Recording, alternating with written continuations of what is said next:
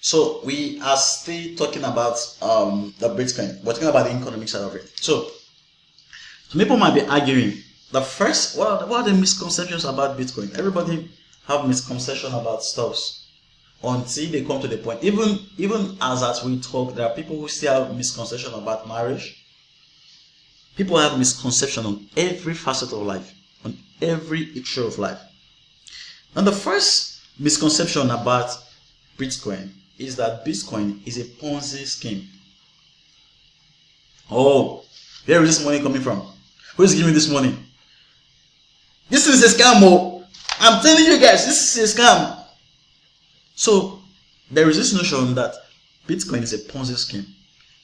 Okay, let's explain if Bitcoin is actually a Ponzi scheme. Let me explain it slowly. So in a Ponzi scheme, there is basically a figure or some figures who possess certain form of authority. But with Bitcoin, there is no central figure who dictates what happened. So a Ponzi scheme says, okay, this we are instituting a company or whatsoever. This is what we are doing, and the rest of them, you're putting money in the rest of them, and we pay some of this extra money and the rest of them. That you can call that a Ponzi scheme. So there is a central figure. And then what I told you with Bitcoin, there is no central figure. Then number two thing again that makes Bitcoin not to be a Ponzi scheme is in Ponzi scheme, there is basically an entity of which that entity controls first. The entity controls the decisions that happens in that organization or whatever you may call it. That entity or entities control the funds in that. So what basically happens, like whatever platform it is, you give them your funds. You are not in charge of the funds. Okay, maybe there's a Ponzi scheme that says we'll be paying you such and such amount of money every month if you give us such and such. So if you give us Y and Y amount of dollars, we will give you 20 times of your money in maybe 1 year. So there's a central figure that actually controls this stuff. But with Bitcoin, it's not so. These are some of the misconceptions about Bitcoin. And then for us not to have misconception about Bitcoin, we want to talk about the Bitcoin, the meaning of Bitcoin. So the first thing, if you don't want to have a conversation about Bitcoin, that is the first problem people actually have when they come into the space. You want to understand Bitcoin to be a protocol. So just like you have, if you've been browsing the internet, you have things like SSL secure service layer. You have things like TCP / IP. There are many protocols and the rest of them. You want to understand Bitcoin to be a protocol of a new technology.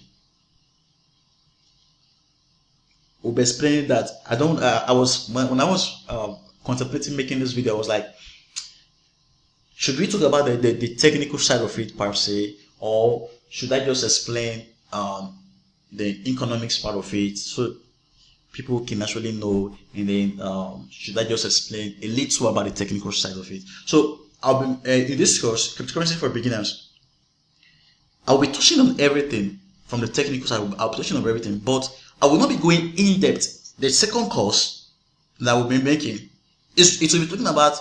Then I've talked about the basics. I've talked everything, the government regulations and everything. Then how to make money. I'm done with everything I needed to teach on ICUs and the rest of them. Then when you start making money now, or we'll start talking about the technical side of it that will help you to make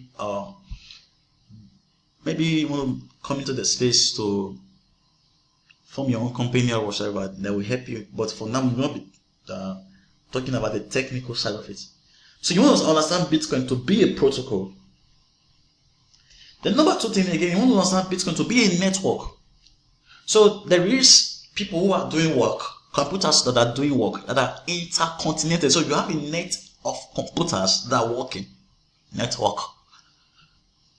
So you can call this network node. And of which in the next video I said I will be talking about master nodes and nodes. So for now, don't be wondering what I call master nodes and node. And then number two thing again, you want to understand Bitcoin to be a currency. So sorry, the third thing, you want to understand Bitcoin to be a currency. So what is a currency? We can actually use to transact business and the other stuff.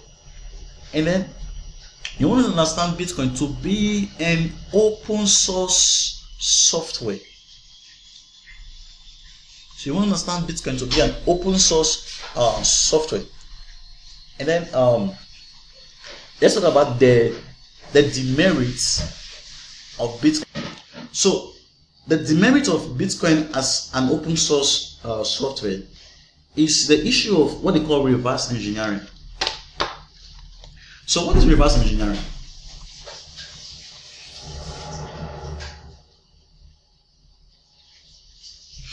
So reverse engineering basically that, okay, this is this stuff.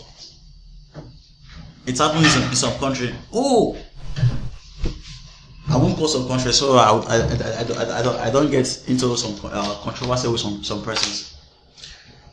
You design this stuff, they pick this stuff up, they look at it every aspect, and they're like, let's just make some changes to this stuff. That is some of the issues.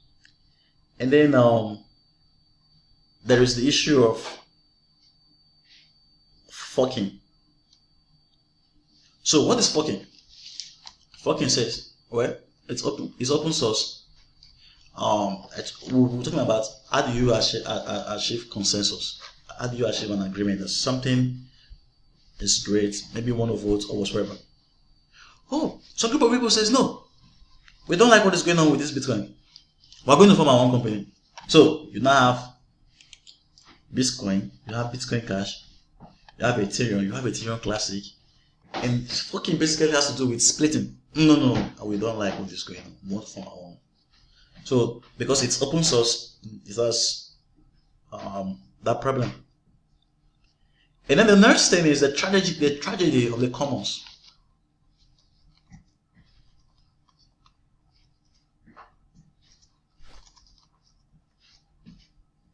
So the tragedy of the commons. So you might be asking, what is the tragedy of the commons? Let's see the Wikipedia definition of it. It says it's an economic theory of situation within a shared resource system where individuals acting independently according to their own self-interest behave contrary to the common good of all individuals by depleting or spoiling that resource through their collective action. So you might be asking, okay, what is the strategy of the commons in this regard? What basically happens is that Bitcoin has a scalability issue. There are more people coming to the stuff, and then there's what called the block reward.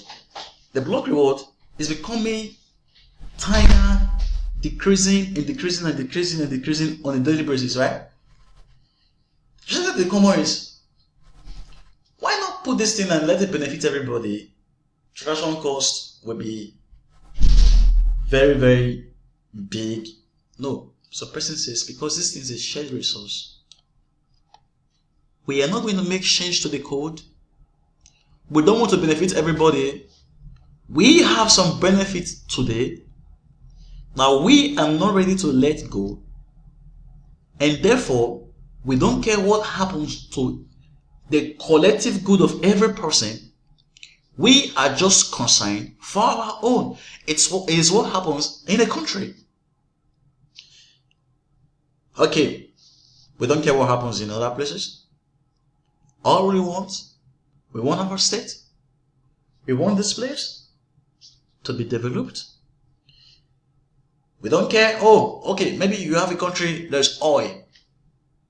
Yeah, the oil is for everybody. No, we don't care what happens in this part of the country where the oil is being extracted. All we know, we want this. So it's a very, very big problem. The tragedy of the commons,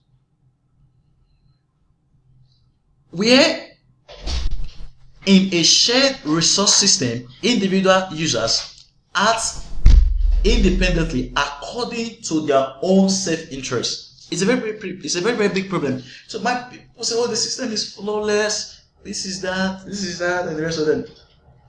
Modern generation blockchains now, they've understand all these issues. The issues of forking, the issues of reverse engineering, and the tragedy of the commons, and the issues of governance. And they're creating self-governed systems.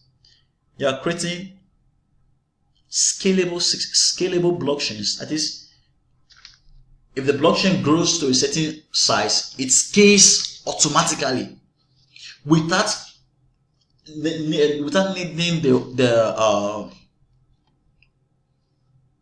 without needing every person permission or whatsoever. It scales automatically. So because we are humans, and if you want everybody to achieve or agree on something, it's going to be a very, very big problem. So guys, I hope all these stuffs has actually helped you to clarify some of the misconceptions you might be having, or some other persons might be having. So Bitcoin is not a person scheme. I've explained that to you. There is no central person who is at the helm of authorities. It's something everybody is the one governing it. I've told you also there is no central body who is governing the funds. You are the person who have authority over your funds. Not even the creator of Bitcoin can deflate the funds from your account. So you can call that a Ponzi scheme. And I told you Bitcoin. What is Bitcoin? The misconception people have.